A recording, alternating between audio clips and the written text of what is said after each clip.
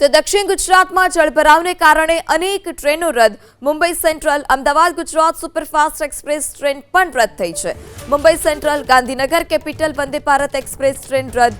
Mumbai central Ahmedabad શતાબ્દી express train રદ. Mumbai central ધોલવડ અને ઉમરગામ વચ્ચે પાણી ભરાતા ટ્રેન વેપારને ભારે અસર પહોંચી છે. ટ્રેનના પાટા પર વરસાદી પાણી ભરાઈ જતા જે રેલ વેપાર છે તે રેલ વેપારને વ્યાપક અસર પહોંચી છે. મુંબઈ સેન્ટ્રલ ગાંધીનગર કેપિટલ વંદે ભારતને પણ અસર પહોંચી છે. તે વંદે ભારત એક્સપ્રેસ ટ્રેન જે છે તે રદ કરવામાં આવી છે. મુંબઈ સેન્ટ્રલ અમદાવાદ શતાબ્દી એક્સપ્રેસ ટ્રેન પણ રદ કરાઈ છે.